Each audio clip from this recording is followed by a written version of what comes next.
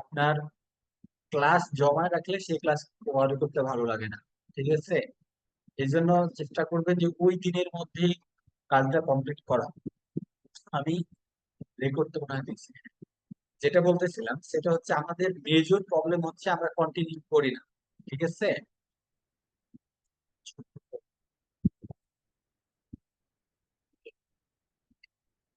তো আমরা দেখা যাচ্ছে শুরু করি কিন্তু হচ্ছে যে সেটা শেষ করি না, অথবা আমাদের যে রেগুলারিটিস বলা হয় সেটা মেনটেন করি না।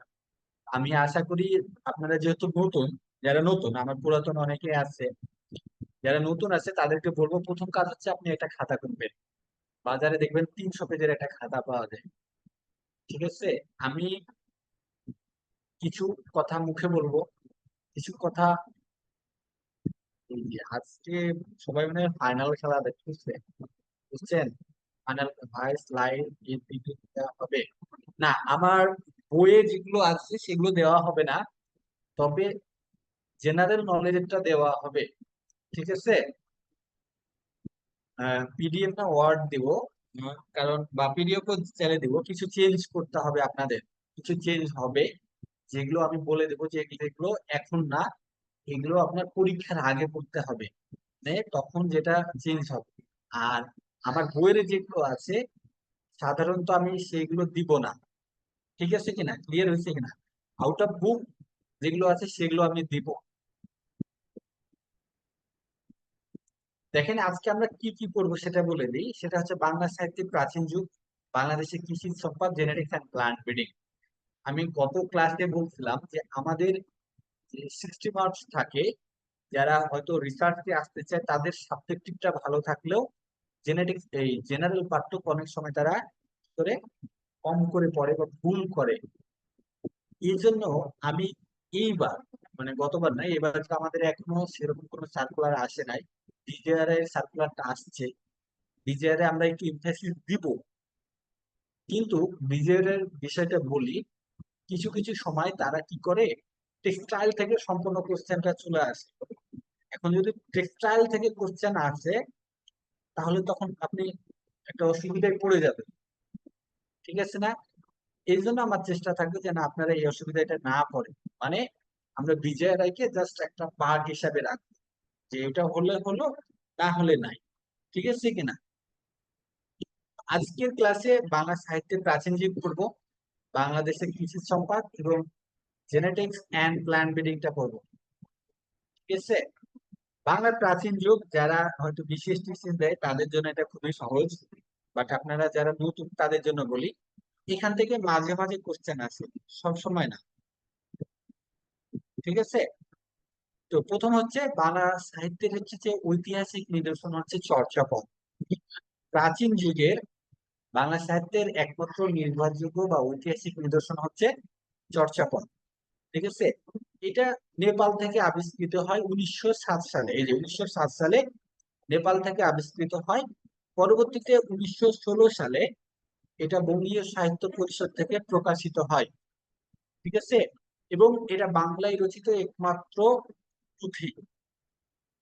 চর্যাপদ হলো বৌদ্ধ সহজিয়াদের সাধন সঙ্গীত, এবং এর ভাষাটা হচ্ছে সান্ধ্য ভাষা অথবা আলো আধারী ভাষা। কেন এই নামকরণটা হয়েছে আলো আধারী ভাষা?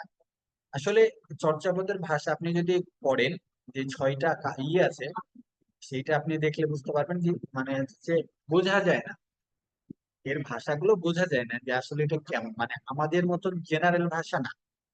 ঠিক আছে, এই জন্য এটার নাম হয়েছে আলো আধারী বা সান্ধ্য ভাষা। এটা লেখা শুরু হয় পাল আমলে কিন্তু শেষ হয় সেন আমলে গিয়ে। ঠিক আছে, দেখেন এই যে 1907 সালে কি হলো, ডক্টর হরপ্রসাদ শাস্ত্রী নেপাল থেকে আবিষ্কার করলেন। এই 1907 সালে আবিষ্কার করার পরে তিনি যখন 1916 সালে বঙ্গীয় সাহিত্য পরিষদ থেকে প্রকাশ করেন, তখন এই যে একসাথে চারটা আছে, এখন এটা বাংলা নাকি অন্য ভাষায় লেখা আছে, এগুলো নিয়ে যারা জ্ঞানী গুণী ব্যক্তি তাদের সাথে কি করলো, তারা চর্চা শুরু করলো। তো 1927 সালে ধর্মমত সম্পর্কে কথা বলেন হচ্ছে ডক্টর মোহাম্মদ শহীদুল্লাহ। ঠিক আছে, ধর্মমত সম্পর্কে শহীদুল্লাহ বলেন, তবে ভাষা নিয়ে কথা বলেন কে? বিজয়চন্দ্র মজুমদার 1920 সালে। এবং প্রথম ভাষাতাত্ত্বিক বৈশিষ্ট্যগুলো আলোচনা করেন হচ্ছে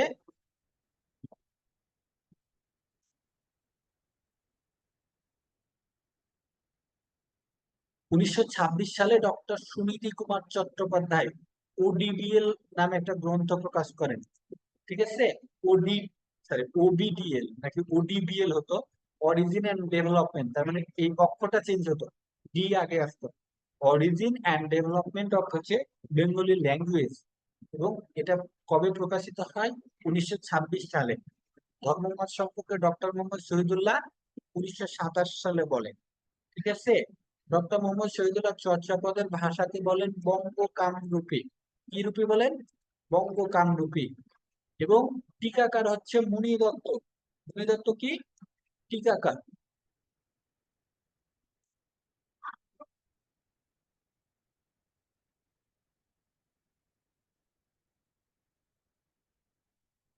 এরপরে দেখেন, তাহলে টিকাকার হচ্ছে মুনি দত্ত। ডক্টর শহীদুল্লাহর মতে চর্যাপদের ভাষা হচ্ছে বঙ্গ কামরূপী।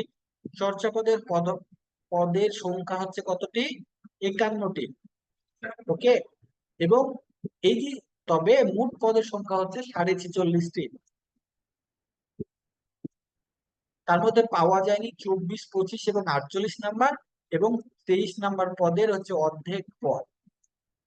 ঠিক আছে, আর 11 নাম্বার যে পদ ছিল সেটাকে তালিকায় গণ্য করা হয় নাই, এই কারণে 46.5টি পাওয়া গেছে। তাহলে আরেকবার আমি বলি, চর্যাপদের মোট সংখ্যা হচ্ছে 51টি। এর মধ্যে উদ্ধার করা গেছে 46টি, 46.5টি। 23 নাম্বার পদের অর্ধেক। আর 24, 24 দুগুণে 48, এবং 24-এর পরে হচ্ছে 25, এই তিনটি। এবং 23 নাম্বারের অর্ধেক, এই 3.5 খণ্ড পাওয়া যায় নাই। তবে সেখান থেকে 11 নাম্বার পদকে তালিকাতেই গণ্য করা হয় নাই। তিব্বতী অনুবাদ আবিষ্কার করেন হচ্ছে ডক্টর প্রবোধ চন্দ্র বাগচি। এবং তিব্বতীর অনুবাদক ছিলেন কীর্তিচন্দ্র। এটা মনে হয় একবার বিসিএসে আসছে, হ্যাঁ, যে তিব্বতের অনুবাদক কে। এরপরে দেখেন লারিডোঙ্কি পার কোনো হচ্ছে যে পদ আবিষ্কৃত হয় নাই। এবং চর্চার প্রথম সংখ্যা পদ লিখেন লুইপা। তাহলে লুইপাদের শুরু, এবং তিনি প্রথম পদটা লিখেন। এখানে আরেকটু অনেক কথা বলা আছে, এগুলো একবার রিডিং দিলেই হবে। তবে ডক্টর মোহাম্মদ শহীদুল্লাহর মতে চর্যাপদের রচনা কাল হচ্ছে 650 থেকে 1200 খ্রিস্টাব্দে। আর সুনীতি কুমার চট্টোপাধ্যায়ের মতে 950 থেকে 1200। আমি যতটুক পড়াইলাম, আহ এই চর্যাপদ নিয়ে এতটুক আপনার এনাফ। স্পেশালি যদি রিসার্চের কথা বলে, বিসিএস এর ক্ষেত্রে হলে আর একটু পড়তে হবে, তাহলে হয়ে যাবে। তাহলে আমি আর একবার রিপিট করি। ঠিক আছে, সেটা হচ্ছে বাংলা সাহিত্যে প্রাচীন প্রাচীন বাংলা সাহিত্যের একমাত্র নিদর্শন হচ্ছে চর্যাপদ। চর্যাপদ ডক্টর হরপ্রসাদ শাস্ত্রী 1907 সালে নেপালের রাজগ্রন্থ থেকে আবিষ্কার করেন। পরবর্তীতে হাজার বছরের পুরান বাংলা ভাষায় বুদ্ধগান ও দোহা বলে 1916 সালে বঙ্গীয় সাহিত্য পরিষদ থেকে প্রকাশিত করেন। প্রকাশের পর এর ধর্ম নিয়ে প্রথম কথা বলেন ডক্টর মোহাম্মদ শহীদুল্লাহ 1927 সালে। এবং ওডিবিএল গ্রন্থটি প্রকাশিত হয় 1926 সালে। ডক্টর সুনীতি কুমার চট্টোপাধ্যায় স্থির নিয়ে, এই যে সরি, চর্যাপদের পুথিকার বলা হয় কাকে? একটু যায়, মুনি দত্ত হচ্ছে, সরি টিকাকার, পুথিকার না, টিকাকার হচ্ছে মুনি দত্ত। চর্যাপদের মোট পদ সংখ্যা 51টি। এর মধ্যে পাওয়া গেছে 46টি, পাওয়া যায়নি 24, 24 দুগুণে 48, এবং 24-এর পরে 25, অর্ধেক পাওয়া গেছে 23 নাম্বার, এবং 11 নাম্বার পদকে লিপিবদ্ধ করা হয় নাই। ঠিক আছে, এরপরে তিব্বতী অনুবাদক আবিষ্কার করেন ডক্টর প্রভাতচন্দ্র বাগচি। তবে এটার অনুবাদক হচ্ছে কীর্তিচন্দ্র। লারিডোঙ্কি-পার কোনো পদ পাওয়া যায়নি। এবং চর্চার বা চর্যাপদের প্রথম সংখ্যক পদটি লিখছেন লুইপা। তো আমি যতটুকু বললাম এতটুক আপনাকে অবশ্যই জানতে হবে। ও আরেকটা হচ্ছে চর্যাপদ হলো বৌদ্ধ সহজিয়াদের সাধন সঙ্গীত। এবং এর ভাষা হচ্ছে আলো আধারী বা সান্ধ্য ভাষা। পাল আমল থেকে রচনা শুরু হয় এবং সেন আমলে গিয়ে দেখা যাচ্ছে শেষ হয়। সময়কালটা হচ্ছে 650 থেকে, কেউ 1200 বলতেছে, 750 থেকে 1200, তার মানে এটা মধ্যযুগে, সরি, প্রাচীন যুগ। মধ্যযুগ তো 1200 পর থেকে, তাহলে এটা প্রাচীন যুগে। তো এই ছিল মোটামুটি আমাদের প্রথম যে অধ্যায় বা প্রাচীন যুগ, এখান থেকে পড়া বা কোশ্চেন আসার মতো কতটুকু আমি এটা বলছি। এছাড়া আরেকটা যেটা বলতেছিলাম আমি, বিশেষে সাধারণত এখান থেকে 1 মার্কের একটা কোশ্চেন আসে। এখান থেকে আর যদি আপনি 5টা 10টা কোশ্চেন করেন তাহলেই হয়ে যাবে। এরপরে আমি বাংলাদেশ বিষয় বলি, বাংলাদেশের কৃষি সম্পদ নিয়ে কথা বলবো। এখন বাংলাদেশের এই যে পণ্য উৎপাদনে, এটা খুব একটা ইম্পর্টেন্ট না কিন্তু, এবং এখন এটা পড়াও যাবে না। এটা কখন পড়তে হবে? যখন আপনার সার্কুলারটা হবে অথবা পরীক্ষাটা যখন হবে, ঠিক সেই সময়তে আপনাকে এটা করতে হবে। ঠিক আছে, যে তখন শীর্ষ জেলা কোনটি।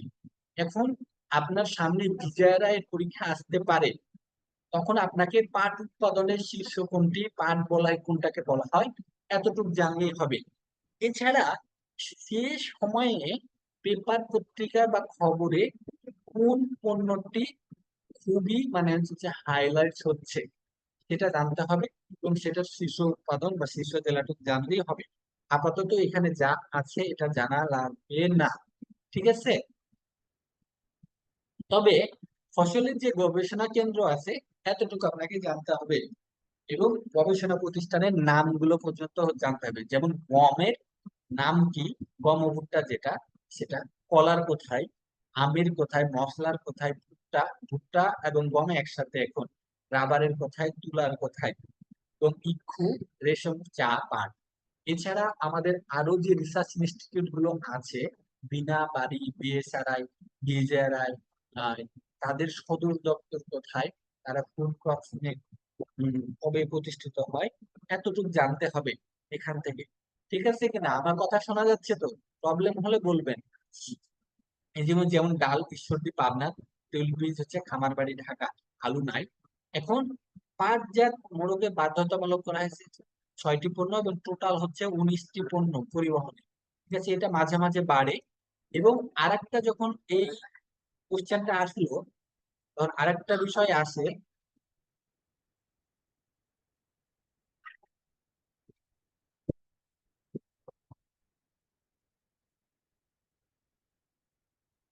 আরেকটা বিষয় আসে, সেটা হচ্ছে আপনার বর্তমানে এই যে কি যেন একটা পণ্য বলতেছে, বলে গেলাম, জিআই পণ্য।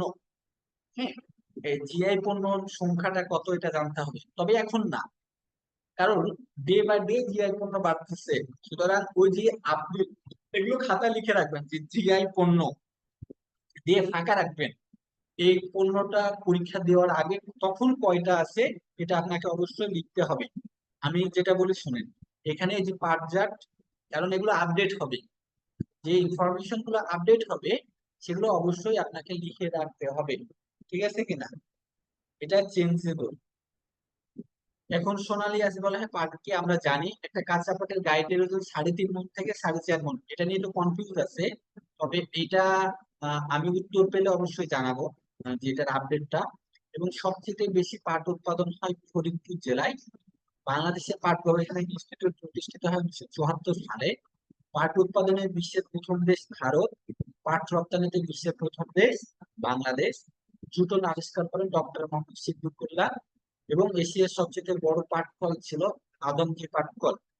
এবং হচ্ছে যে আইজিও যে ছিল, সেটা হচ্ছে যে বর্তমানে আন্তর্জাতিক স্টাডি গ্রুপটা, সেটা নাম পরিবর্তন হয়েছে, এবং সেটার সদর দপ্তর মানিক মিনিক শেরে বাংলা নগরে অবস্থিত। আরেকটা যেটা বলতেছিলাম, আমাদের যেহেতু সামনে বিজয়ের পরীক্ষা, আমি চেষ্টা করব ডেলি 8টা থেকে 10টা করে বিজেআরআই রিলেটেড কোনো না কোনো কিছু পড়ানোর, মানে যেদিন আমাদের পড়ানো থাকবে। ঠিক আছে কিনা? কথা বলবেন কিন্তু, হয় চ্যাটে মেসেজ দিয়ে বলবেন, অথবা আনমিউট আর করে কথা বলবেন। কথা বলতে হবে। কৃষি সমানে আসছে, তো বাংলাদেশে মোট 6বার কৃষি সমানে হয়েছে। এর মধ্যে আপনার বাংলাদেশে 5বার, আর পাকিস্তান আমলে 1বার। প্রথম হয় 1960 সালে। 1960 সালে যখন হয় তখন কিন্তু আমাদের দেশে কি ছিল না, পাকিস্তানের মধ্যে ছিলাম, আমরা আলাদা ছিলাম। 1977 সালে আমাদের দেশে প্রথম হয়। কিন্তু এখানে তো 1977 সালে, এখন কয়েকটা প্রথম জিনিস ধ্যানে রাখতে হবে, এটা আপনার কাজে দিবে। আচ্ছা আচ্ছা ভাই,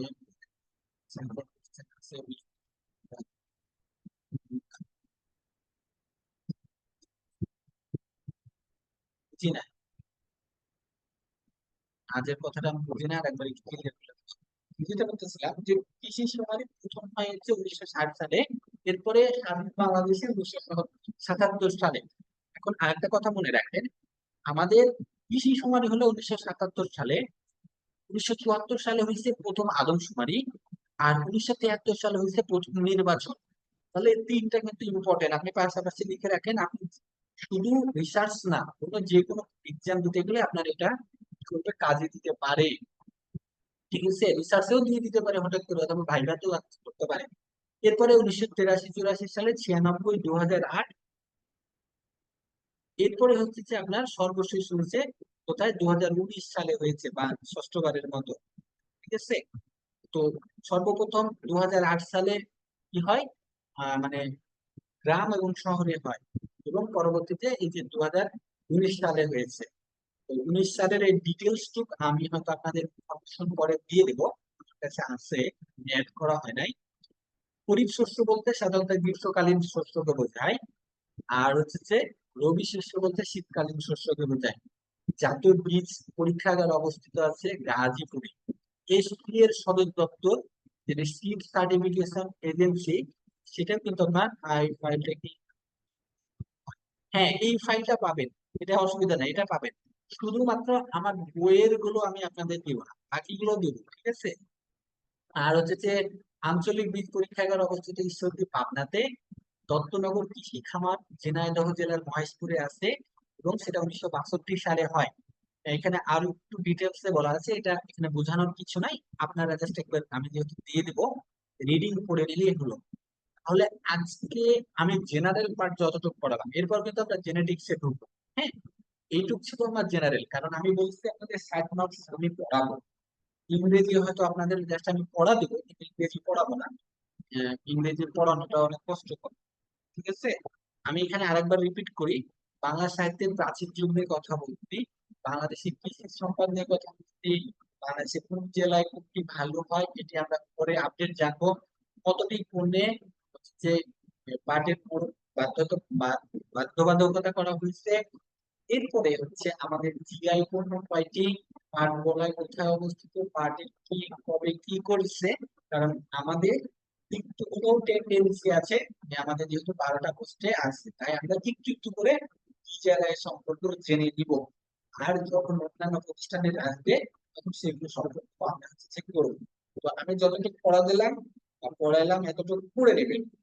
আমার আরো একবার বলি, আমার গ্রুপ থেকে 14 জন বা 15 জন যারা হয়েছে, আরো হয়তো অনেক হওয়ার কথা ছিল, আপনারা এই যে 80 82 জন অলরেডি ভর্তি হয়েছে মনে হয়। দেখেন, পোস্ট কিন্তু থাকবে 25টা 30টা, কিন্তু আপনারা যদি ইফোর্টটা দেন, তাহলে দেখা যাচ্ছে এই 80 জন থেকে আমার 30 জন আসতে পারে কিনা। এমন একটা সময় আসবে যে দেখা যাচ্ছে যে বাইরে থেকে কেউ ডেকে না, সবাই আমার সাথে যারা পড়াশোনা করছিল তাদের হচ্ছে 20 জনের চাকরি হয়েছে, শুনবো যে আমার এই গ্রুপ থেকে 20 জন হচ্ছে। এজন্য আপনাদের ধারাবাহিকতা মেনটেন করতে হবে যে কোনো জায়গায়, আপনি যে কোনো চাকরি বলেন, হ্যাঁ এটা মেনটেন করতে পারলেই হবে। তাহলে এখন তাহলে আমরা জিটুপিটা শুরু করি। আচ্ছা, পিডিএফ পাবো, হ্যাঁ এটার পিডিএফ পাবেন, আমি যেটা আগেরটা দিলাম এটার পিডিএফ পাবেন। ঠিক আছে, এটার পিডিএফ পাবেন। PDF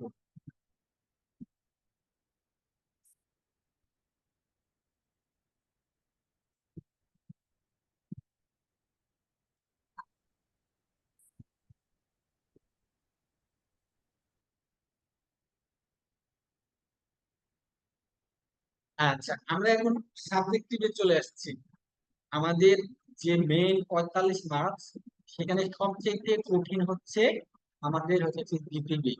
আমি সাধারণত যে কোনো ক্লাস এই ডায়াল অ্যানালাইসিস দিয়ে শুরু করি। দেখা যাচ্ছে কিনা একটু বলবেন।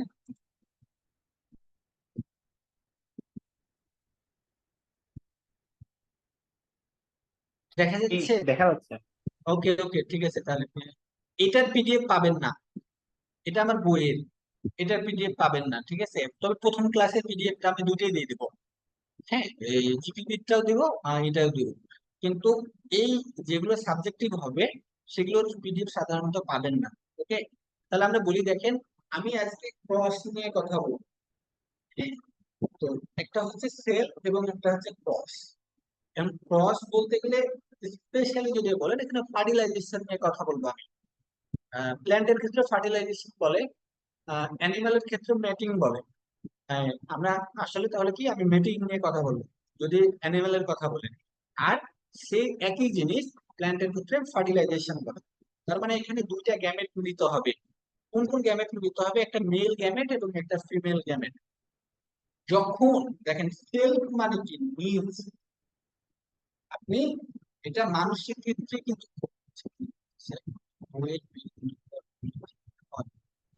আচ্ছা, কিছু কিছু ক্লাস থাকবে আলাদা ভাবে থাকবে আপনাদের জেনেটিক্স এর, কারণ বইটা পরে করা হয়েছিল, আর ক্লাসের এগুলো সাজানো হয়েছিল আগে। মানে আমি প্রথম ব্যাচের ক্লাসগুলো আগে নিয়েছিলাম, বইটা তারা পরে পাইছিল। যার ফলে দেখা যাচ্ছে যে ক্লাসগুলো আপনার অনেকটা মিলবে না। ঠিক আছে, এতটুকু কষ্ট একটু করতে হবে, বইয়ের সাথে একটু খুঁজে বের করে করতে হবে। ঠিক আছে? আহ, দেখা যাচ্ছে যে আপনি পেয়ে যাবেন, হয়তো 40 পেজের মধ্যেই আছে জেনেটিক্সটা। জেনেটিক্সটা সবচেয়ে কঠিন। আহ যদি দেখেন বেশিরভাগ কোশ্চেনই জেনেটিক্স থেকে আসছিল। তাই আমি সময় নিয়ে পড়াবো, হয়তো 12-13টা ক্লাস শুধু জেনেটিক্স এর উপরেই নিব। সুতরাং আপনারা একবার না পারলে যেহেতু রেকর্ড থাকবে, দুইবার দেখবেন, তিনবার দেখবেন, কিন্তু বিষয়গুলো বুঝবেন। এরপরে আমি একটা সামনে আপনাদের মেসেঞ্জার গ্রুপ খুলে দিব, সেখানে দেখাচ্ছে আপনারা ডিসকাসও করতে পারবেন বিষয়গুলো নিয়ে। ওকে, তাহলে দেখেন আমি বলতেছিলাম যে মেল এবং ফিমেল গ্যামেট ফার্টিলাইজেশন মানে দুইটা আলাদা আলাদা পার্টনার থেকে গ্যামেট আসবে। যদি একই জায়গা মানে হবু, এই দেখেন জিন প্রডিউস বাই সেম প্যারেন্ট, তাহলে এই একটা কথা যদি আপনি ভুল করেন তাহলেই হবে না। এখানে অনেক কিছু জেনেটিক্স এর একটা বিষয় হচ্ছে আপনাকে বোঝার জিনিস বেশি আছে। ঠিক আছে, এই এই যে আমি যে বিষয়গুলো কালার করে দিলাম, এগুলো যদি আপনি একটা মিশিং করেন তাহলে কিন্তু আপনার কি হবে, এই যে ডেফিনেশনটা ভুল হয়ে যাবে। তাহলে দেখেন সেলফিং যেটা বা সেলফ যেটা, সেটা ফার্টিলাইজেশন হবে মেল এবং ফিমেল গ্যামেটস এর, যাদের সেম জিন প্রডিউস করবে, সেম প্যারেন্ট থেকে আসবে এবং হোমোজাইগোট ফর্ম করবে। কয়টা কথা দেখেন, ফার্টিলাইজেশন হবে মেল এবং ফিমেল গ্যামেটের, কোথা থেকে হবে? তারা সেম জিন প্রডিউস করবে এবং তারা সেম প্যারেন্ট থেকে আসবে এবং একটা কি করবে, হোমোজাইগোট ফর্ম করবে। আমি আবার বলতেছি, এখানে তিনটা বিষয় খেয়াল করেন। সেটা হচ্ছে সেম জিন, আমি যে জিন পেয়েছি আমার পিতা মাতার কাছ থেকে, আমার দেখা যাচ্ছে যে ভাই বা বোন থেকে একই পিতা মাতা হওয়ার কারণে তারা সেম জিন পেয়েছে। হয়তো এক্সপ্রেস করে নাই, কিন্তু আমাদের সেম প্যারেন্ট হওয়ার কারণে আমরা সেম জিন পেয়েছি এবং আমরা হোমোজাইগোট ফর্ম করছি। এখন মানুষের ক্ষেত্রে সেলফিং নিষিদ্ধ করা আছে। সেলফিং নিষিদ্ধ বলতে আপন বা আত্মীয় ভাই বোনের সাথে বিয়ে দেওয়ার কথা বলা মানা আছে। কিন্তু গাছের ক্ষেত্রে আপনি যদি দেখেন, ধানের ক্ষেত্রে তাকান, দেখবেন ওই একই ফুলের মেল থেকে সেখানে ফিমেলে হচ্ছে। তার মানে এখানে সেখানে কি হচ্ছে, আপনার সেলফিং হচ্ছে। আপনাকে কিছু পড়ার টেকনিক আমি বলে দিই। আপনি মনে করেন আপনার কাছে একটা ধান গাছ আছে, বা আপনি রাস্তাতে যে সেলফ পলিনেটেড ক্রস দেখছেন, তখন আপনাকে এই সংজ্ঞাটা মনে করার ট্রাই করতে হবে, তাহলেই কিন্তু হবে। ঠিক আছে, তাহলে সেলফিং এর উল্টাটা হবে ক্রস। ঠিক আছে না? ফার্টিলাইজেশন সব জায়গাতে বলতে থাকবে এখানে যেহেতু সেম জিন ছিল, তাহলে এখানে কি হবে, আমার ডিফারেন্ট জিন হবে। ঠিক আছে না? দেখেন এখানে ডিফারেন্ট জিন হচ্ছে এবং তারা ডিফারেন্ট প্যারেন্ট প্রডিউস করবে। ওকে, এবং তারা ফর্ম করবে এই জাইগোট, হেটারোজাইগোট। তাহলে আগে করছিল হোমোজাইগোট, এখন করবে হেটারোজাইগোট। এবং এই প্রসেসটাকে বলা হয় ক্রসিং। আগের প্রসেসটাকে বলা হয় সেলফিং। এবং ক্রসিং এর মাধ্যমে জেনেটিক ভেরিয়েশন সৃষ্টি হয়। আরো অনেকগুলো কারণ হয়, আপনি তাহলে খাতায় লিখে রাখেন। Genetic variation created by crossing, আরো গ্যাপ রাখবেন, কারণ আমি পড়াইতে পড়াইতে আরো যখন বলবো তখন আপনি ওই জায়গাতে এসে ওই পয়েন্টটাও লিখে নেবেন। কারণ আপনার সাবজেক্ট জেনেটিক্স না, আপনার বুঝতে কষ্ট হতে পারে। এখন ক্রসের মধ্যে একটা ক্রস আছে, প্যারালাল ক্রস। এই ক্রস নিয়ে বহুবার কোশ্চেন আসছে, সুতরাং আমি এই ক্রসে এবং বাজারে প্রচলিত 90% বইয়ে ভুল আছে, ঠিক আছে। আমরা এখন ডায়ালাল ক্রস। ডায়ালাল ক্রস বলতে কি বোঝাচ্ছে দেখেন, আমি সাধারণত কিছু কিছু সময় অন্য পয়েন্ট অফ ভিউতেও কথা বলবো, যেটা হয়তো আপনারা অন্যভাবে নেবেন না, ঠিক আছে। এখানে all possible of combination between several genotypes, যত ধরনের কম্বিনেশন আছে সব কম্বিনেশনকে এখানে ইনক্লুড থাকবে। এখন নাম্বার অফ প্রসেস এন গুণিত এন, আপনার কাছে যদি 5টা প্যারেন্টস থাকে তাহলে 5 × 5 কত পাবেন? 25। এটা বুঝতে পারছেন কিনা বলেন? নাম্বার অফ প্রসেস, এখানে আমি একটা কথা বলছি, all possible combination, all possible number of process N গুণিত এন। এখন আপনার জয়টা প্যারেন্ট থাকবে তত তত দিয়ে গুণ করবেন। 5 থাকলে 5কে 5 দিয়ে গুণ করলে 5 পাচ্ছে 25, 6 থাকলে 6 গুণিত 6, 6 36। এখন এই ডায়ালাল ক্রসটা আবার দুই ভাগে বিভক্ত, একটা হচ্ছে ফুল ডায়ালাল ক্রস, আর একটা হচ্ছে কি হাফ ডায়ালাল ক্রস, ঠিক আছে। ফুল ডায়ালাল ক্রসে দেখেন কি আছে, এখানে বোথ ক্রস কি কি আছে দেখেন, এইগুলো কিন্তু অনেক সময় ভুল হয়। Both crosses, reciprocal crosses are included. তাহলে এখানে রেসিপ্রোকাল ক্রস, আমরা তো একটু আগে রিডিং জানলাম যে ক্রস ক্রস করছে, ঠিক আছে কিনা। তাহলে রেসিপ্রোকাল ক্রসটা আবার কি হলো? ক্রস তো ঠিক আছে, কেউ জানেন কিনা রেসিপ্রোকাল কি? রেসিপ্রোকাল ক্রসটা কি? এনিয়ন?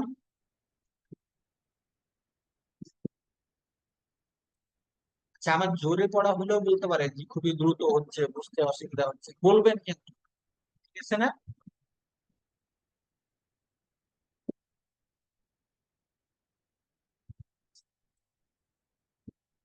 আচ্ছা, কেউ দেখি, সবাই খেলা দেখতেছে নাকি নাকি বললাম না, কেউ রেসপন্স করে না তো।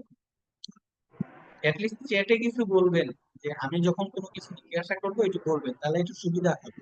হ্যাঁ, আমি দেখেন বলতেছিলাম আহ, যে ডায়ালগ। Reciprocal cross. আচ্ছা, হ্যালো, আচ্ছা, রিভার্স প্যাসনিক, ঠিক আছে। প্যারেন্টস আর চেঞ্জ ইনটু রিভার্স, ঠিক আছে, হ্যালো ভাই, শোনা রিভার্স যাচ্ছে? হচ্ছে কে? হ্যালো। হ্যাঁ হ্যাঁ, বলেন।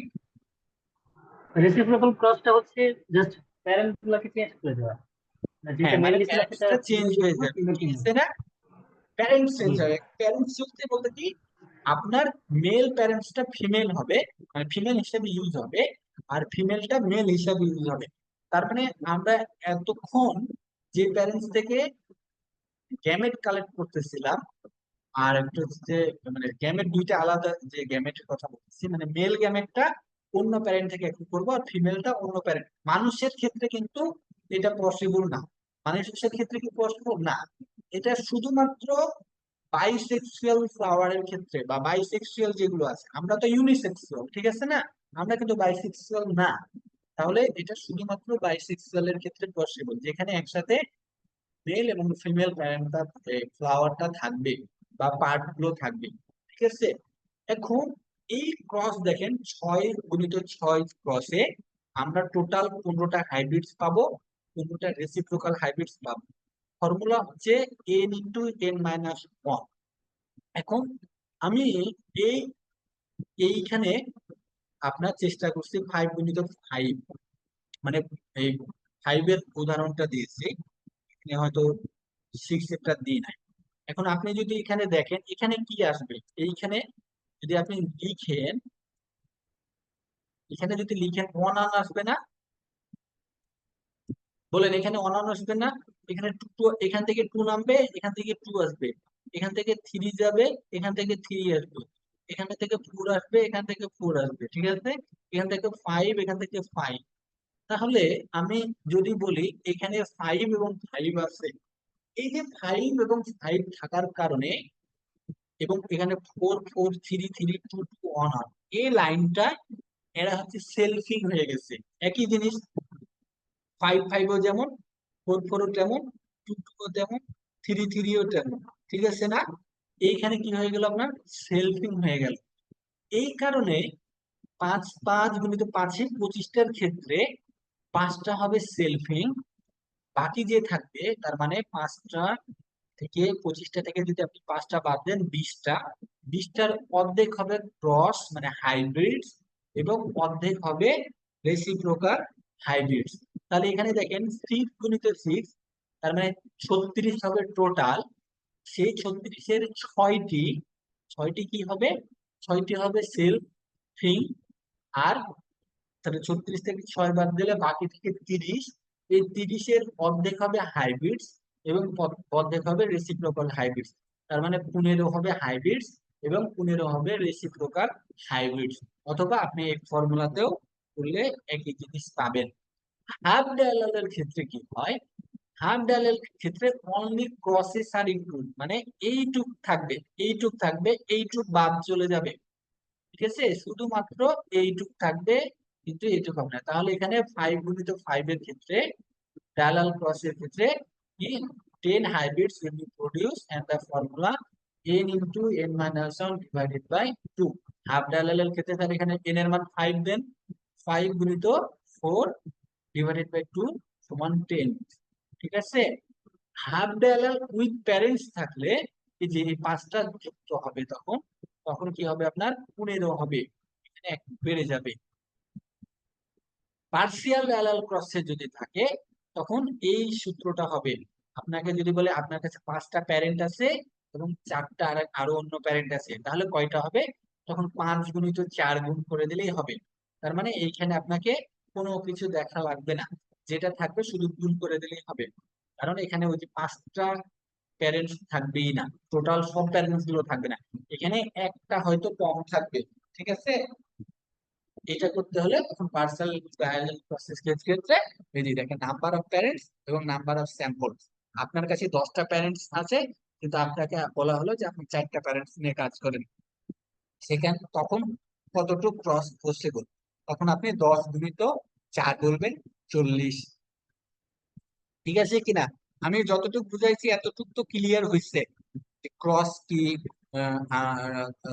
সেলফ কি বা সেলফিং কি, ডায়ালাল ক্রস কি, ডায়ালাল ক্রস বের করার নিয়মটা কি, যদি এতটুকু থাকে তাহলে আমরা রেসিপ্রোকাল ক্রসের কথা আসবো। এখন এই দেখেন আমি একটু আগে বলতেছিলাম ক্রসের ক্ষেত্রে এটা যদি মেল হয় অথবা এটা যদি ফিমেল হয়, তাহলে এইখানে ক্ষেত্রে সেটা উল্টো হয়ে যাচ্ছে। তার মানে তার পজিশন চেঞ্জ করা মানেই হচ্ছে প্যারেন্ট চেঞ্জ হয়ে যাওয়া, এটা জানবেন। ক্রসের কিন্তু একটা নিয়ম আছে, আপনি প্রথমে ফিমেল প্যারেন্ট লিখবেন, এরপরে মেল প্যারেন্ট লিখবেন, সম্ভবত এটাই, আমি যদি ভুল না করি। হ্যাঁ, তো ফিমেল প্যারেন্ট এখানে, মেল প্যারেন্ট এখানে। এখন রেসিপ্রোকাল কেসের ক্ষেত্রে তাহলে এই যে পজিশন চেঞ্জ করা মানে কি, তার মানে এখানে ফিমেলটা আগে চলে আসছে, এখানে মেল ছিল, এখানে ফিমেল হলো।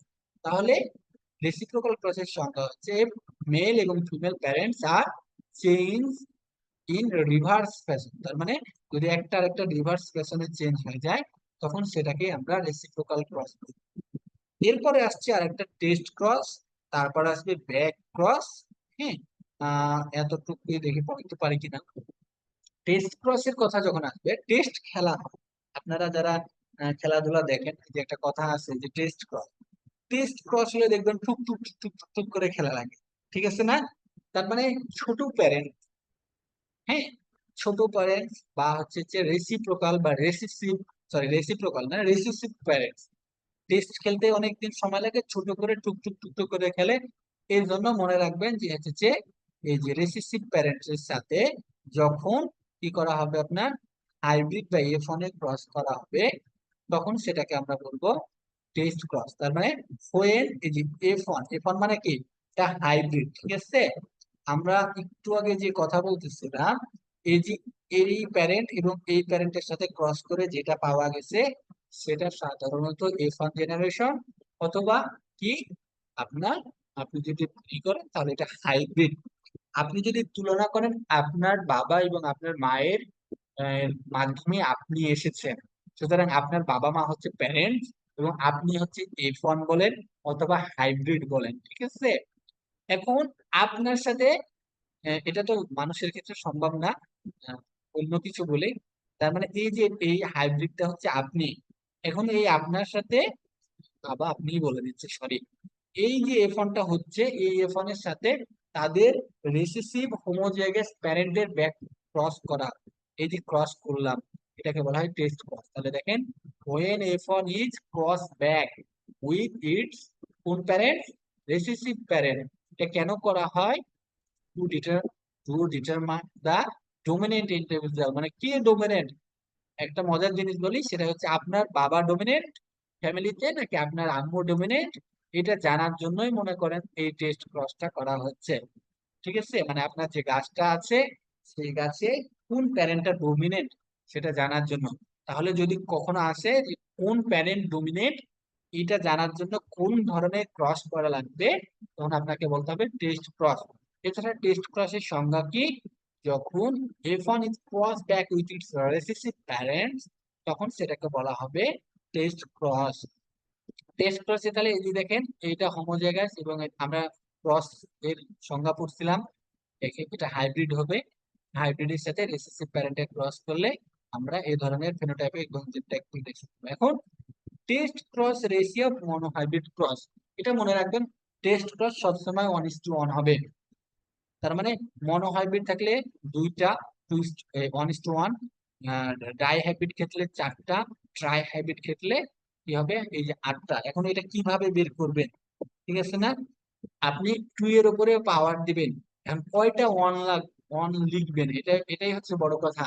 এই ওয়ান লিখার সিস্টেমটা আমি বলতেছিলাম, 2 টু দি পাওয়ার, ওই যত ক্রসের কথা বলবে, মনোহাইব্রিড মানে কি 1, তার মানে 2 টু দি পাওয়ার 1 দেন, যদি ডাই হাইব্রিড বলে তাহলে 2 to the power 2 then, tri hybrid কে যদি বলে তাহলে 2 টু 2 কিউব, 2 কিউব মানে 8।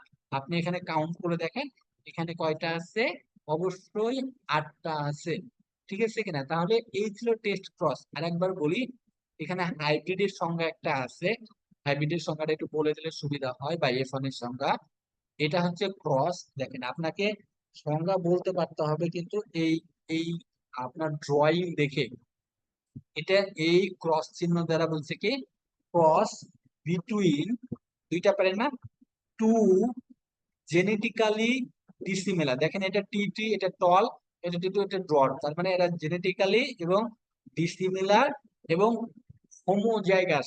এখন হোমোজাইগাস জিনিসটা কি, যখন একই ধরনের অক্ষর থাকবে, তার মানে যদি টি বড় হাতের থাকে অথবা ছোট হাতের থাকে তখন সেটাকে আমরা হোমোজাইগাস বলবো।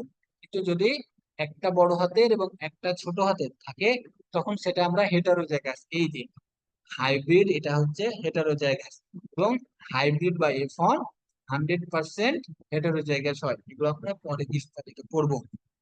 তাহলে টেস্ট ক্রস কি, রিসেসিভ প্যারেন্টের সাথে যখন F1 এর ক্রস করা হবে, এবং এটা করা হয় যে কোন প্যারেন্ট ডোমিনেন্ট সেটা নির্ণয় করার জন্য। টেস্ট ক্রস রেশিওটা সব সময় 1:1 থাকে, এটা প্যারেন্টস এর উপরে ডিপেন্ড করবে। এখন ব্যাক ক্রস কি, যখন F1 কে কি করব, আবার আপনি ক্রস করবেন with its dominant parent or any of its parent.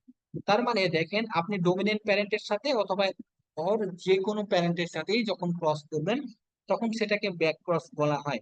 তার মানে টেস্ট ক্রসও এক ধরনের ব্যাক ক্রস, কথা ঠিক আছে কিনা বলেন। টেস্ট ক্রসও এক ধরনের ব্যাক ক্রস, কারণ বলা হচ্ছে ডোমিনেন্ট প্যারেন্ট অথবা any of its parent. Dominant parent থাকতে পারে, রিসেসিভ প্যারেন্টও থাকতে পারে, কিন্তু আমরা জানি রিসেসিভ প্যারেন্টস হলে সেটা টেস্ট ক্রস হয়ে যায়। তাহলে টেস্ট ক্রসও এক ধরনের ব্যাক ক্রস, কিন্তু যদি স্পেসিফিক ভাবে বলা থাকে রিসেসিভ প্যারেন্ট তখন আপনাকে অবশ্যই টেস্ট ক্রস কথাটা লিখতে হবে। আমার কথা ক্লিয়ার হয়েছে কিনা একটু বলবেন। তাহলে দেখেন এই যে এই প্যারেন্টের সাথে এই প্যারেন্ট ক্রস করে হাইব্রিড পাইলাম, হাইব্রিডের সাথে ডমিনেন্ট প্যারেন্টের ক্রস করলাম, তখন সেটা হচ্ছে আমার ব্যাক ক্রস। ব্যাক ক্রস কেন করা হয়? As a result of the genotype of the backcross, progeny becomes increasingly similar to the recurrent parent. Why? The objective of backcross to improve one or two species depends on hiding variety. তার মানে আমার যে hiding variety আছে সেটা কোনো কারণে যদি trait থাকে একটি অথবা দুটি ট্রেটে, সেটা ইমপ্রুভ করার জন্য আমরা কি করব, এই ব্যাক ক্রসটা করে থাকবো। ঠিক আছে কিনা? তাহলে the objective of backcross method is to improve one or two specific defects এবং development of near isogenic line the NIL line. এখন near isogenic লাইন কি, এটা পড়ে মোটামুটি হচ্ছে যে আমি আজকে শেষ করব। সেটা হচ্ছে নিয়ার আইসোজেনিক লাইন হচ্ছে লাইন যেটা জেনেটিক মেকআপ আর আইডেন্টিক্যাল হবে। কেমন হবে? আইডেন্টিক্যাল। দেখেন এক্সেপ্ট ওয়ান স্পেসিফিক লোকাস, মানে সবকিছু ঠিক থাকবে তার প্যারেন্টের মতো, শুধুমাত্র একটা লোকাসে পরিবর্তন হবে। তাহলে এগুলো বোঝার জন্য আমাদের লোকাস কি, ডোমিনেন্ট কি, এগুলো জানতে হবে। ঠিক আছে, লোকাস এখানে দেওয়া হচ্ছে, লাইন দেওয়া হচ্ছে, পিওর লাইনে রিকমেন্ডেড, লোকাস কথাটা নাই। রেড লাইনস, ডাবল হাইপ্লাইন লাইনস, হাইব্রিড, লোকাল ভ্যারাইটি।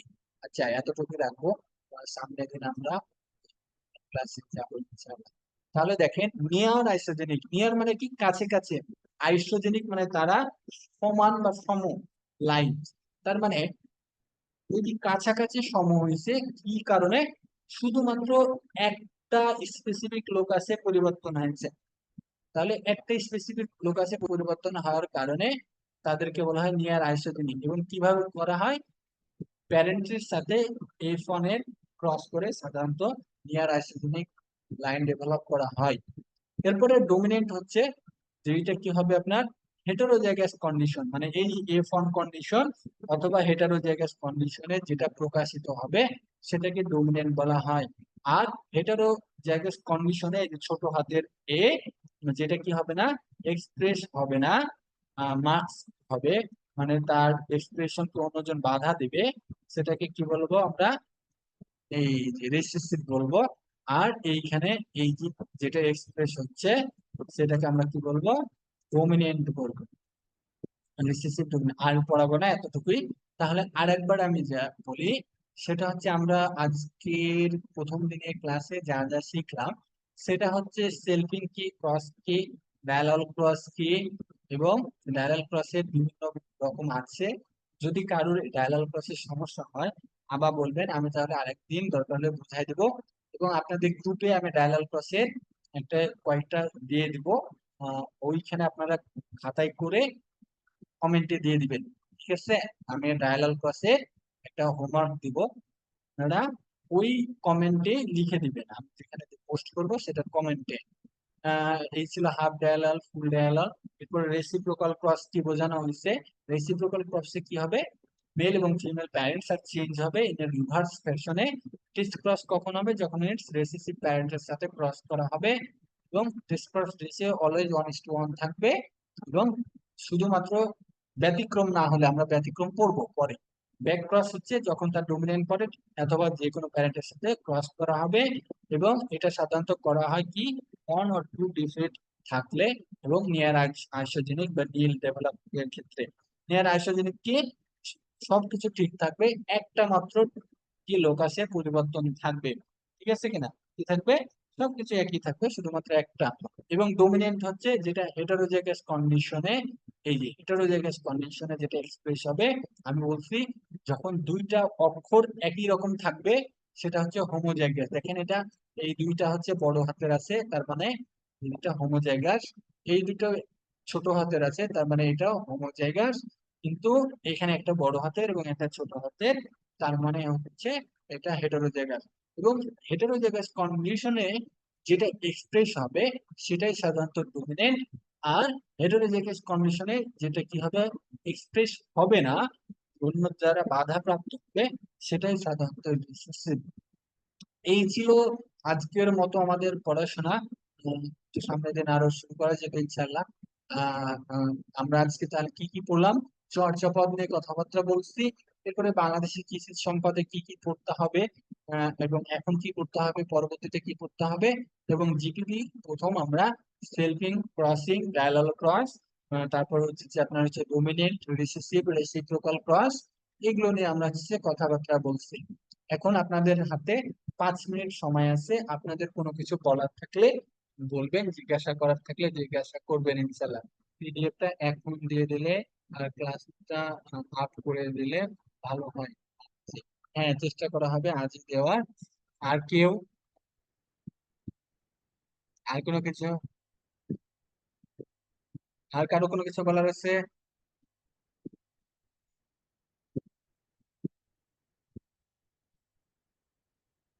এখনো 5 মিনিট সময় আছে এখন। ভাইয়া, হ্যাঁ বলেন। মানে কৃষি সুমারি 1977-এ কৃষি সুমারি ব্যতীত আর কি কি হয়েছিল এটা নিয়ে যেন কি বলেছিলেন, একটু আরেকবার বলা যাবে? ও আচ্ছা, বলছিলাম 1977 সালে প্রথম কৃষি শুমারি হয়। 1974 সালে কি প্রথম হচ্ছে আদমশুমারি হয়, এবং 1973 সালে প্রথম নির্বাচন হয়, মানে প্রথম সংসদীয় নির্বাচন হয় বাংলাদেশে। ক্লাস দিলে ভালো হয়। আচ্ছা, ক্লাস স্কেডিউলটা একটু কয়েকদিন সময় লাগবে। আহ মানে হচ্ছে আমার আরেকটা ব্যাচ আছে, এনটিআরসি এর। হ্যাঁ, তাদের 13 তারিখ পর্যন্ত ক্লাস চলতেছে। তাদের ক্লাসগুলো হয়ে গেলে, শেষ হয়ে গেলে আমি তখন আপনাদের সুন্দর করে দিতে পারবো, ঠিক আছে? এই এই জায়গাতে একটু প্রবলেম হচ্ছে। আহ, কয়েকটা দিন, তার মানে একটু সমস্যা হতে পারে। এরপরে আর কোনো সমস্যা থাকবে না। বুঝছেন কিনা আমার বিষয়টা? মানে হয়তো ওদের বেশি দিন সময় নেব না, আমি হয়তো ওদের গুলো আগে, যেহেতু সময় নাই, একটু তাড়াতাড়ি শেষ করছি। আজ ক্লাসগুলো কি আমরা রেকর্ড করতে পারবো? এই ক্লাসগুলো না, আমি রেকর্ড অপশন রেখে দিচ্ছি। আমি রেকর্ড করে আমি হচ্ছে আপলোড দিয়ে দেবো। আপনারা ওই লিঙ্কে যে তখন ক্লাসগুলো পরবর্তীতে করে নেবেন। আর যেটা বারবার বলতেছি আমি, সেটা হচ্ছে আপনারা ক্লাসগুলো করেন, মানে রেগুলারিটি মেনটেন করেন। হ্যাঁ, কারণ এটা একটা খুবই ইম্পর্টেন্ট বিষয়।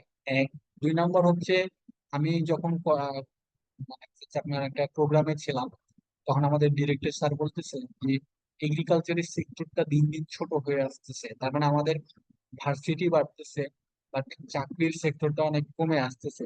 সুতরাং আমাদের উচিত, মানে অ্যাটলিস্ট একটা জবের জন্য, এই জন্য আমি সবসময় বলবো রিসার্চ, বিসিএস প্লাস হচ্ছে ব্যাংক, এই তিনটার দিকে যদি একটি কনসেন্ট্রেশন দেন তাহলে সুবিধা হবে। আমি যখন আপনাদের জেনারেল পার্ট যতটুকু পড়াচ্ছি, এর পাশাপাশি অল্প একটু করে পড়ে নিলেও দেখা যাচ্ছে কি হবে, আপনাদের ওই টপিকটা খুব ভালোভাবে কভার হয়ে যাবে। হ্যাঁ, আহ, এই ছিল আসলে কথাবার্তা। আর কারোর যদি কোনো কিছু জিজ্ঞাসা করার থাকে তাহলে করতে পারেন। আর অবশ্যই আপনারা একটা 300 পেজের খাতা কিনবেন, এটা তো অবশ্যই। এই ক্লাসগুলো আপনি বিশ্বাস করবেন কি না, এই ক্লাসগুলো আপনার সামনে যে কোনো ভাইভাতে কাজে দিবে, যে কোনো বিসিএস এর রিটেনে কাজে দিবে, এবং এভরিথিং আপনি যেখানেই ভাইবা দেন বা আশেপাশে বাসাতে গেলেও আপনাকে সলিউশন হিসাবে যখন কোনো কিছু চাইবে তখন এগুলো কাজে দিবে, যতটুকু আমি শেখাবো ইনশাল্লাহ। আর যদি কোনো কিছু না থাকে কারোর বলার, তাহলে আমি, আচ্ছা ঠিক আহ, আছে, বা প্রশ্ন ভাইয়া প্যাটার্ন গুলো যদি আলোচনা করা হয় প্রথম থেকে তাহলে মনে হয় ভালো হয়। হ্যাঁ, আমরা করবো, তবে সেটা করার আগে আমাদের তো একটা মিনিমাম লেভেলে যাইতে হবে। আর ঠিক আছে কিনা, আমি আপনাদের পড়ানোর পরে যদি এটা বলি যে প্রশ্ন প্যাটার্ন গুলো কেমন ছিল, তাহলে আপনাদের একটু সুবিধা হবে। ঠিক আছে, যে কি কোশ্চেন আসছে আর আমি কি পড়াচ্ছি, ঠিক আছে কিনা। আমি যদি আগে কোশ্চেন পড়াই দিই তাহলে আপনাদের পরে মনে হবে যে ভাইয়া তো কোশ্চেন দেখে নিচ্ছে এগুলো। এজন্য আমার এটা স্লাইড আগের বানানো, এটা স্লাইডটা আগের বানানো, এবং এইবার বাড়ি বিড়িতে কি কোশ্চেন হচ্ছে আমি পড়ার পরে আপনাদের তখন দেখাবো যে আমার স্লাইড থেকে বা আমার পড়ানো থেকে বা এই থেকে কোশ্চেন থেকে কেমন কমন আসছিল। এখন অনেকে বলে যে ভাইয়া, এগুলো তো সব জায়গাতেই পাওয়া যায়। আসলে দেখেন, আমি যা পড়াবো আপনারা বিগত 4 বছরে পড়ছেন। এখন এই ক্লাসে অ্যাডমিট হওয়ার একটা বড় বিষয় হচ্ছে রেগুলারিটিস মেনটেন করা। আমি আপনাদের এই 720 টাকাতে 5-6 মাস পড়াবো। এটা কিন্তু আমি আর কোনো ব্যাচে এত লং টাইম পড়াই না, আমার এটা একটা মেইন ব্যাচ। হ্যাঁ, এছাড়া আপনি যদি দেখেন আমি ভাইবার 10টা ক্লাস নিই 200 টাকা নিচ্ছি, অথবা এনটিআরসি এর 15টা 20টা ক্লাস নিচ্ছি 500 টাকা নিচ্ছি। বাট এইটা এমন একটা ব্যাচ যেটা দেখা যাচ্ছে আমি দীর্ঘ সময় ধরে আপনাদের পড়াই, 5-6 মাস পড়াই। কারণ এখানে আপনি যদি 5-6 মাস রেগুলারিটিসটা মেনটেন করেন, ইনশাল্লাহ আপনার প্রবলেম গুলো সব সলভ হয়ে যাবে। ঠিক আছে, এবং দেখা যাচ্ছে এরপরে পরীক্ষা হবে, তারপর হচ্ছে যে আবার হচ্ছে যে পরীক্ষা হবে, মডেল টেস্ট হবে। তো সবগুলো যখন আপনি দিবেন, ইনশাল্লাহ আপনার আসলে কোনো জায়গায় বাকি থাকে না। তো দেখা যাচ্ছে যে এরপরে আপনার মনে হবে যে আসলে যে ফিটা নেওয়া হয়েছে এটা জাস্ট একটা নগণ্য, just মানে কোনো কিছু হতে গেলে কিছু না নিলে খারাপ দেখায়, কারণ তার একটু ভ্যালু কমে যায়। হয়তো আমি একবার ভাবছিলাম এটা আরো ডাবল ভাইয়া করে দেবো, বাট করি নাই। হ্যাঁ বলেন, জিজ্ঞাসা করা থাকলে ভাইয়া বলেন। ইংরেজি আচ্ছা, ইংরেজির জন্য হচ্ছে কোনো গাইডলাইন কি হ্যাঁ, ইংরেজির আমি বলে সিলেবাস? দেবো যে আমি বিগত সালের ইংরেজি কি কি পড়ছে সেই অনুযায়ী আপনাদের টপিকটা দিয়ে দিব, যে আপনারা এগুলো এগুলো এগুলো ধরে পড়বেন। ঠিক আছে, আমি টপিক দিয়ে দেবো। আজকে আজকে হয়তো দিলাম না, এরপর থেকে আমি ছোট ছোট করে টপিকও দিয়ে দেবো। প্রথম কাজ হচ্ছে, আপনি দেখবেন মিরাকলস বইয়ের 99টা রুলস আছে। হ্যাঁ, আপনি এটা গুগলে সার্চ দিলেও পেয়ে যাবেন পিডিএফটা। এই 99টা রুলস এর এটা আগে নামাবেন, পরে একটা একটা একটা করে রুলস করবেন। আপনাদের সামনে সময় আছে, আমি চাই আপনারা আমার সাথে অন্য যাই কিছুই করেন, আমি মানা করব না, কিন্তু আমার তো মেনটেন করে চলেন অ্যাটলিস্ট, তাহলে আপনি আপনার উন্নতিটা দেখতে পাবেন। আর কারো কোনো কিছু জিজ্ঞাসা না থাকলে আমি শেষ করতে চাচ্ছিলাম। সজীব ভাই, হ্যাঁ হ্যাঁ ভাই। জেনেটিক্স এর পরে যদি প্যাথোলজিটা একটু নিয়ে আসেন তাহলে একটু আমার উপকার হয়। একটু আমার জানা দরকার আছে, তো আগামী মাসে একটু ইম্পর্টেন্ট কাজ আছে। আচ্ছা, জেনেটিক্স এর পরে প্যাথোলজির কথা হবে। যদি আচ্ছা সম্ভব ঠিক হয় আছে, যদি আপনার সম্ভব জি, আচ্ছা যদি আমি আপনার দেখবো সম্ভব যদি। হয় তাহলে জেনেটিক্স এর পরে প্যাথোলজিটা নিয়ে আসলে একটু ভালো হয়। আচ্ছা আচ্ছা আচ্ছা ঠিক আছে, জি ভাই। তাহলে আমি চেষ্টা করবো দেখি। না, আমার আবার মেনটেন করে আছে তো সিরিয়ালি। এখন দেখা যাচ্ছে আমার আবার প্যাথোলজি পড়তে একটু ভালো লাগে না, বুঝছেন? প্যাথোলজি পড়তে একটু কম ভালো লাগে। হ্যাঁ, তারপরে আমি চেষ্টা করবো, দেখা যাক। প্যাথোলজিটা নিয়ে আসা। হ্যাঁ, ছিল কথা কথা। আর কারো কোনো কিছু? আজ প্রথম মানে ক্লাস, এর আগে একটা জাস্ট ইন্ট্রোডাক্টরি ক্লাস নিয়েছিলাম যে আমরা কি কি করব, কেন করব। আজকে শুরু করছি, ইনশাআল্লাহ সামনে আমরা আরো আগাবো। তো আর কারো কোনো কিছু জিজ্ঞাসা থাকলে করতে পারেন। দেখেছি আমাকে মেসেজে না দিয়ে এরকম ক্লাসে জিজ্ঞাসা করলে আমার জন্য সুবিধা হয়, কারণ আমারও টাইমের ব্যাপার আছে, বুঝছেন কিনা। আমি কিন্তু একটা জব করি, সেখান থেকে আসি, আস্তে আস্তে আপনাদের এগুলো রেডি করতে হয়, আমারও টুকটাক কাজ আছে। এই সব সেরে উঠতে দেখেছি আমার দিনটা চলে যায়। ঠিক আছে, ঠিক আছে, তাহলে সবাই ভালো থাকেন। ইনশাআল্লাহ আর রেগুলারিটিসটা মেনটেন করেন, আমি ক্লাসটা আপলোড দিয়ে দিয়ে আপনাদের দিই। ভাই বাংলার জন্য পিডিএফ হবে নাকি? আচ্ছা, আমি যতটুকু দিচ্ছি এর বাইরে যদি কেউ পড়তে চান তাহলে বলবেন, আমার কাছে পিডিএফ আছে বাংলার, আমি দিব। অথবা আপনি যে কোনো একটা বই কিনতে পারেন, বাংলা হচ্ছে যে কোনো একটা বই কিনলে হবে, তাহলে হবে। আর যারা এখনো পাস করেন নাই, ফোর্থ ইয়ারে আসছেন মনে করতেছেন, তাদের বই কিনা দরকার নেই, তারা আমার আপাতত পিডিএফ পড়ে। আর যদি বই থাকে তাহলে করতে পারেন, অসুবিধা নাই।